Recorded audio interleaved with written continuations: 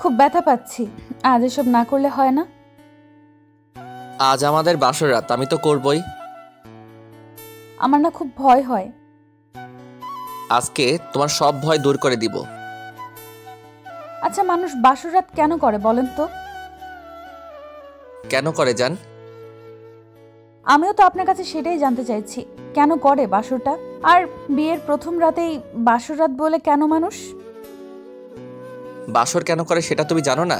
বিয়ের প্রথম রাতে স্বামী স্ত্রী একসাথে নিজেদের নতুন জীবন শুরু করে। ওই দিন থেকে দুইটা মন এক আত্মায় জুড়ে যায়, সেই জন্য রাতটাকে বাসর রাত বলা হয়। আরে বাবা, আমি ওইভাবে জানতে চাইনি। আমি জানতে চাই এই রাতে কি এমন আছে যার জন্য সেদিন বাসর করতে হয়। কি আছে সেটা তো জানি না, তবে ওই রাতে স্বামী স্ত্রী প্রথমবার একে অপরে হয়ে যায়, আর তাদের ভালোবাসাটা আরও বৃদ্ধি পায়। দুজন দুজনকে নতুন করে চিনতে জানতে পারে, আর প্রথমবার একে অপরের কাছে আসতে পারে। এই জন্যই বোধহয় বাসরটা করতে হয়। কিন্তু আমার না তেমনটা মনে হয় না। তাহলে কেমনটা মনে হয় তোমার? আমার মনে হয় কি হয় জানেন তো, বাসর রাতে শুধু মানুষ আদর পাওয়ার জন্য এটাকে বাসর রাত বানিয়েছে। আর বিয়ে ছাড়াও তো বাসর করা যায়, তাই না? বিয়ে করে বাসর করতে হয় তা তো নয়। আজব, বিয়ে ছাড়া কি করে মানুষ বাসর করে? আমি এমনটা কখনো শুনিনি। আরে বাবা, বিয়ের আগে মানুষ বয়ফ্রেন্ডের সাথে রোম্যান্স করে না, সেটা কি বাসর বলা হয় না বলেন? তুমি বুঝতে পারছো না কেন? ওরা যেটা করে বিয়ের আগে সেটা অনৈতিক সম্পর্ক, আর এই অনৈতিক সম্পর্ক করাটা পাপ। কিন্তু বিয়ের মাধ্যমে একটা ছেলে একটা মেয়ে স্বামী স্ত্রী হয়ে যায়।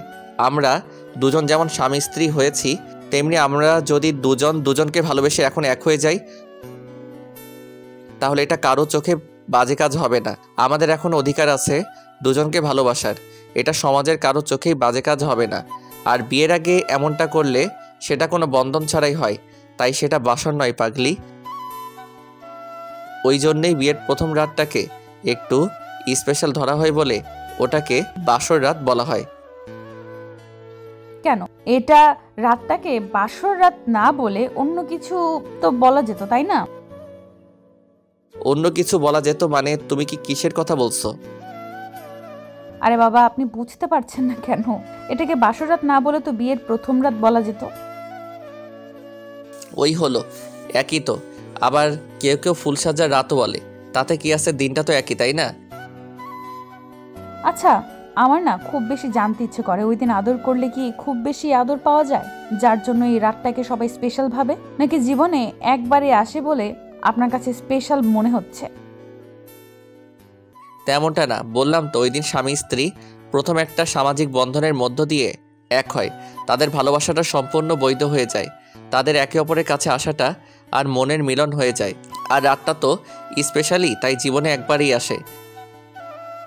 কিন্তু কেউ কেউ দুই তিনটা বিয়ে করলে তার জন্য বারবার আসতে পারে। তার মানে আপনার ইচ্ছা আছে আরো 2-3টা বিয়ে করার, তাই না? আমি বলেছি নাকি তুমি জানতে চাইলে? তাই আমি বললাম তোমাকে ছাড়া অন্য কারো কথা ভাবি না জান। কেন ভাববে না? তাছাড়া আপনার কি আরো বিয়ে করতে ইচ্ছা করে না? যেখানে এক একটা ছেলেরা 10-12টা করে গার্লফ্রেন্ড রাখে, এক একজন 2-3টা করে বিয়ে করে, সেখানে আপনি একটা করে আটকে যাবেন কেন? আপনি কি করতে ইচ্ছে করবে না? শোনো, ভালোবাসার মানুষ একজন হলেই হয়, এত মানুষের কাছে যাওয়ার দরকার নেই। যে মানুষটা বারবার একজনকে ছাড়া আরেকজনের কাছে যায় সে শুধু মোহে পড়ে যায়, এমনটা করে। সে কাউকে ভালোবাসতে পারে না। আর আমার ভালোবাসাটা অতটা তুচ্ছই না যে আজকে তোমার কাছে আসলাম তো কালকে আরেকজন, তো পরশু আরেকজনের কাছে যাব। আমি তোমাকে ভালোবাসি বলেই বিয়ে করেছি। কিন্তু আপনি আমাকে কবে থেকে ভালোবাসেন আর একটাবার বলেননি তো? আমাদের দেখাটা তো মাত্র কয়েকটা দিন আগে হয়েছে, তাহলে আপনি আমাকে আগে থেকে ভালোবাসেন কি করে? আর বাবা, তোমার মনে হচ্ছে আমাদের দেখাটা কয়েকদিন আগে হয়েছে, কিন্তু আমি তোমাকে প্রায় একটা বছর আগে দেখেছিলাম, আর সেখান থেকে তোমাকে প্রথমবার ভালোবেসে ফেলেছি। কিছুতেই ভুলতে পারছিলাম না, বারবার শুধু তোমার কথা মনে পড়তো। তারপর যতবার দেখা হয়েছে আমার মনে হয়েছে আমি তোমার প্রেমে পাগল হয়ে গেছি। এত যখন ভালোবাসেন তাহলে একটাবার বলে দিলেই তো পারতেন। আপনি বলেননি কেন আমাকে ভালোবাসেন? আজকে বিয়ের প্রথম রাতে এসে আপনি বলছেন আপনি আমাকে 1 বছর যাবৎ ভালোবাসেন, পছন্দ করেন, একটাবার তো বলতে পারতেন। ভেবেছিলাম বলবো, কিন্তু তুমি যদি ভুলভাল ভেবে আমাকে দূরে সরিয়ে দাও, তাই করতে পারিনি। আর তাছাড়া এখন তো আমি তোমাকে নিজের করে পেয়েছি, তাই বলার আর প্রয়োজন মনে হয়নি। যদি আমি আপনাকে ভালোবাসতাম, অন্য কাউকে ভালোবেসে ফেলতাম, তাহলে আপনি এই কথাগুলো কবে বলতেন? দেখো, সত্যিকারে ভালোবাসলে ভালোবাসাটা কখনো হারিয়ে যায় না। তাছাড়া আমি অনেকবার তোমাকে ভুলে যাওয়ার চেষ্টা করেছি, কিন্তু পারিনি। শেষ পর্যন্ত তোমাকেই মনে পড়েছে, তাই অনেক ভেবেচিন্তে বাসায় তোমার কথাটা বলে দেই। ভেবেছিলাম আমাদের বিয়েটা হলে আমি সবটা তোমাকে বলবো, তার আগে বলতে পারলাম না, আর আজকে তোমাকে প্রথম বলতে হচ্ছে। আপনি বলতে পারেননি। যদি আমি অন্য কাউকে ভালোবেসে ফেলতাম, তাকে বিয়ে করে নিতাম, তখন কি হতো? আপনার তো সারা জীবন কষ্টে থাকতে হতো। আমি জানতেও পারতাম না কেউ একজন আড়াল থেকে আমাকে ভালোবাসে, আমাকে এত বেশি নিজের কাছে চান। আমার বিশ্বাস ছিল এমন কিছু হবে না, আর আমি তোমাকে সত্যিকারের ভালোবাসি, তাই যে করেই হোক তোমাকে নিজের করে নিব। আর ওপরওয়ালা সহায় ছিল, তাই শেষ পর্যন্ত ভালোবেসে তোমাকে নিজের করে নিতে পেরেছি। নাকি তুমি চাও না আমি তোমার লাইফে থাকি? আরে বাবা, না না, আমি একটাবারও সেই কথাটা বলেছি? দেখেন, আমি জীবনে কখনো কাউকে ভালোবাসিনি, কিন্তু কারোর ভালোবাসার মূল্য দিতে জানবো না তেমনটা নয়। শুধু আব্বু আম্মুর কথাতে কাউকে হারানোর ভয় থেকে আমি সব সময় ছেলেদের থেকে দূরে থাকতাম। ভাবতাম যার সাথে আমার বিয়ে দিবে আমি তাকে বিয়ে করে নেব। আর ঠিক তেমনটাই হয়েছে। যখন আপনারা আমাদের বাসায় বিয়ের প্রস্তাব নিয়ে যান, সেদিন আমি আপনাকে প্রথম দেখেছিলাম। ভেবেছিলাম বিয়েটা অ্যারেঞ্জ ম্যারেজ হচ্ছে, কিন্তু আজকে আপনার মুখ থেকে শুনলাম আপনি আমাকে অনেক আগে থেকেই ভালোবাসেন। তাহলে যদি এতই ভালোবাসতেন, তাহলে বলেননি কেন? ভাই বলতে পারিনি, যদি অচেনা ছেলে ভেবে, বকাটে ছেলে ভেবে দূরে সরিয়ে দাও। আর আমি তো তোমার থেকে দূরে থাকতে পারবো না। তাছাড়া আমি অনেক ভেবেচিন্তে আব্বু আমাকে বিষয়টা বলেছিলাম। প্রথমে ওরা বারণ করেছিল, কিন্তু 1 মাসের মধ্যে একটা জব পেয়েছিলাম। তারপর ওরা আর বারণ করতে পারেনি। আব্বু আম্মুর কাছে একটু কান্নাকাটি করতেই ওরা তোমার বাসায় বিয়ের প্রস্তাব নিয়ে আসে। প্রথমে তোমার আব্বু কেন জানি রাজি হতে চাইছিল না, ভেবেছিল আমার থেকে ভালো ছেলে তোমার জন্য পাবে, তাই প্রথম দিন আমাদের ফিরিয়ে দেয়। কিন্তু পরের দিন জানতে পারলাম তোমার আম্মু ফোন করে আমাদের আবার বাসায় ডেকেছে। তারপর সেদিন তোমার সাথে বিয়ের দিন তারিখটা ঠিক হয়। বিয়ের আগে তোমার সাথে অনেকবার কথা বলার চেষ্টা করেছি, কিন্তু তুমি নাকি লজ্জা পেয়ে আমার সামনে আসোনি। জানি না কেন, কিন্তু যখন থেকে শুনেছি আপনার সাথে আমার বিয়ে ঠিক হয়েছে, তখন থেকে আমার ভেতর কেমন কেমন যেন বারবার মনে হতো আপনার সামনে আসলে আমি লজ্জায় শেষ হয়ে যাব। তাহলে এখন তোমার লজ্জা লাগছে না? আমার সামনে তো মুখ ফুটে সব কিছুই বলে দিলে, এখন তোমার কাছে একটু লজ্জা লাগছে না? আপনি আমাকে লজ্জায় ফেলার জন্য এরকমটা বলছেন, তাই না? প্লিজ উল্টোপাল্টা কিছু বলবেন না। আপনি জানেন কি না আমি জানি না, কিন্তু আমার লজ্জাটা অনেক বেশি, তাই আমি আপনার দিকে তাকাতে পারবো না।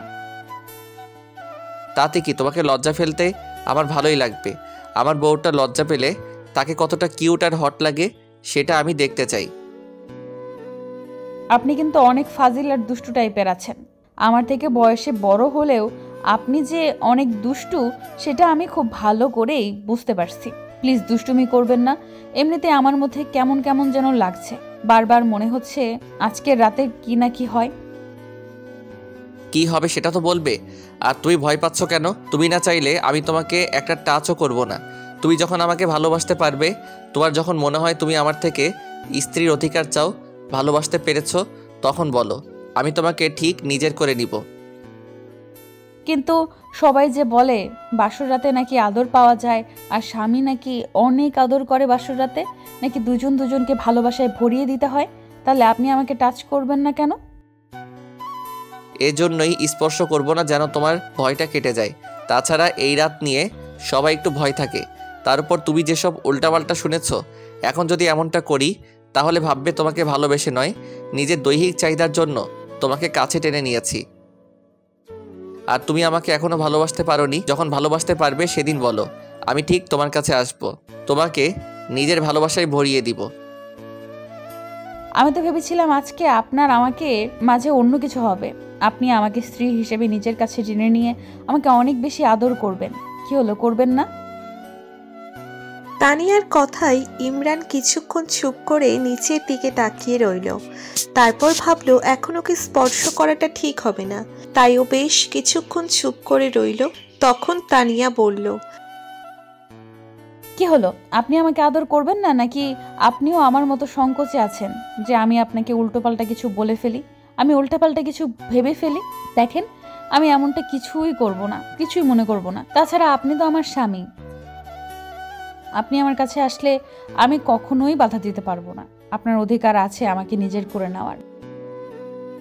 সেটা হয়তো আছে, কিন্তু যদি আজকে এমনটা করি তাহলে তোমার ভয়টা আরো বেড়ে যাবে। মনে হবে আমি শুধু তোমার সাথে এসব করার জন্য তোমাকে বিয়েটা করেছি। আমি তোমাকে মন থেকে কাছে পেতে চাই। তাই যখন মন প্রাণ আমাকে উজাড় করে দিয়ে ভালোবাসতে পারবে, তখন আমি তোমাকে নিজের সর্বত্র দিয়ে ভালোবাসায় ভরিয়ে দেব। তার আগে নয় জান। তাহলে কি আজকে আপনি আমার থেকে দূরে থাকবেন, আমাকে স্পর্শ করবেন না? তাহলে কি কখনো আমার কাছে আসবেন না? যতদিন আমি আপনাকে ভালোবাসতে পারি, আমার সাথে এক বিছানায় থাকবেন না, তাই না? কেন এমন করলে? তুমি কি খুশি হও, নাকি আমার সাথে থাকতে তোমার অনেক বেশি খারাপ লাগবে বলো? এ বাবা, না না, আপনি তো আমার স্বামী, তাহলে খারাপ লাগবে কেন? আর খারাপ লাগলেও এখন মানিয়ে নিতে হবে। আমি জানি মেয়েরা বিয়ের আগে যেমন বাবার পরিচয় বাঁচে, তেমনি বিয়ের পরে স্বামী তার সব হয়ে যায়। তাই আমাকে মানিয়ে নিতে হবে। আমি সেটা খুব ভালো করেই জানি। আমি তো জিজ্ঞেস করছিলাম আপনি এমনটা করবেন কিনা। তুমি চাইলে অবশ্যই করব। এখন বলো তুমি কি চাও? আমি তেমন কিছু চাই না, শুধু আপনাকে চাই। আর আপনি আমাকে সেভাবে ভালোবাসেন, দেখবেন আমি কয়েকদিনের মধ্যে আপনাকে ঠিক তেমন করেই ভালোবাসতে পারবো। কারণ জানেন তো, আমি না ছোটবেলা থেকে কোনো ছেলের মায়ায় পড়িনি, তাকে ভালোবাসিনি। কারণ বাসা থেকে তেমন বের হতাম না, যেন কারণ নজরে না আসি। আর বের হলেও বোরকা পরে বের হতাম। আজ অব্দি কোনো ছেলেকে ভালোবাসতে পারিনি। ভেবেছিলাম যেহেতু কাউকে লাইফে জড়াইনি, সেহেতু সব ভালোবাসাটা স্বামীর জন্য রাখবো। আস্তে আস্তে ঠিক তাকে ভালোবাসতে পারবো। আচ্ছা ঠিক আছে, তুমি ঘুমিয়ে পড়ো, আমি সোফায় শুয়ে পড়ছি। ইমরান একটা বালিশ আর চাদর নিয়ে সোফার দিকে যেতে গেলে তানিয়া বলল, কোথায় যাচ্ছেন? প্লিজ ওইদিকে যাবেন না। আপনি বেডে শোন, আমি তো আপনাকে বারণ করিনি, তাহলে ওইদিকে যাচ্ছেন কেন? কিন্তু যদি আমি বলে তোমাকে টাচ করে ফেলি, তোমার গায়ের উপর হাত পা তুলে দেই, তখন তোমার খারাপ লাগবে। তার উপরে তুমি এখন মেন্টালি তৈরি না আমার সাথে থাকার জন্য, তাই দূরে যাচ্ছি। প্লিজ আপনি এমনটা করিয়েন না। আজকে আমাদের বিয়ের প্রথম রাত। এটা ঠিক আমার সময় লাগবে আপনাকে ভালোবাসতে, তাই বলে আপনি আমার থেকে দূরে সরে যাচ্ছেন। আপনার আদরটা চাইতেও আমার সময় লাগবে। কিন্তু আমার না অনেক স্বপ্ন ছিল, বিয়ের প্রথম রাতে আপনার বুকে মাথা রেখে ঘুমাবো। আপনি কি আমার সেই স্বপ্নটা পূরণ হতে দিবেন না বলেন? কিন্তু আমার শোয়াটা তেমন ভালো নয়, কখন তোমার গায়ের উপর হাত পা তুলে দেবো ঠিক নেই, তাই দূরে সরে যাচ্ছি। তুলবেন। আপনি তো আমার স্বামী, তাই যেইভাবেই হোক আপনি আমাকে আদর করতে পারেন। আপনি বলেছেন তাতেই আমি অনেক খুশি হয়েছি। কিন্তু আপনি আমার এই স্বপ্নটা প্লিজ ভেঙে দিয়েন না, তাহলে সারা জীবন আমার এই কথাগুলো মনে থাকবে। প্লিজ একটা বার আপনি বেডে আসেন। আর আমি কথা দিচ্ছি, আপনি যদি ভুলেও গায়ের উপর হাত পা তুলে দেন, তারপরও আমি কিছু মনে করব না, কারণ আপনি আমার স্বামী। ইমরান কিছুক্ষণ তানিয়ার মুখের দিকে তাকিয়ে রইল। ও বুঝতে পারছে তানিয়া হয়তো এমনটা মন থেকে চাচ্ছে, তাই ইমরান ওর দিকে তাকিয়ে রইল।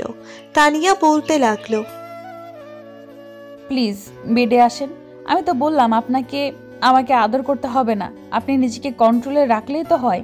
তাছাড়া আমরা স্বামী স্ত্রী এখন উল্টাপাল্টা কিছু হয়ে গেলেও তাতে কিছুই যায় আসে না।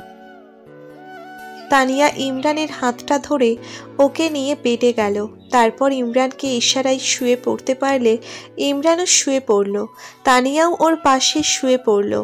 ইমরান কিছু বলছে না, তাই তানিয়া হঠাৎ করেই ওর বুকে মাথা রেখে বুকে শক্ত করে জড়িয়ে ধরলো আর বলতে লাগলো, সবশেষে আমার মনের ইচ্ছাটা পূরণ হলো। জানে এখন কত ভালো লাগছে, মনে হচ্ছে আমি আমার জীবনের সবচেয়ে সম্পূর্ণ সুখটা পেয়ে গেছি। কারণ যে মানুষটা আমাকে এত ভালোবাসে, তার কাছে এসে আমি এই সুখটা না পেলে কোথাও পেতাম না। আচ্ছা ঠিক আছে, তুমি ঘুমানোর চেষ্টা করো, আমি তোমার মাথায় হাত বুলিয়ে দিচ্ছি, কেমন? না, কারণ আজকে আমি সারা রাত গল্প করব, তাই কোনো ঘুম হবে না। কিন্তু এত ভালোবেসে বিয়ে করেছেন, বউয়ের সামান্য আবদার রাখতে পারবেন না প্লিজ? ওকে জানটা, রাখবো। তানিয়া ইমরানের চোখের দিকে তাকিয়ে রইল আর ইমরান ওর মাথায় হাত বোলাতে লাগলো। তো ভালো থাকুক ভালোবাসা। আমাদের ভিডিওটি কেমন লেগেছে তা কমেন্ট করে জানাতে ভুলবেন না। আর ভিডিওটি যদি ভালো লেগে থাকে তাহলে একটি লাইক করুন আর সাবস্ক্রাইব করে আমাদের পাশেই থাকুন। ধন্যবাদ সবাইকে আমাদের পাশে থাকার জন্য। আল্লাহ হাফেজ।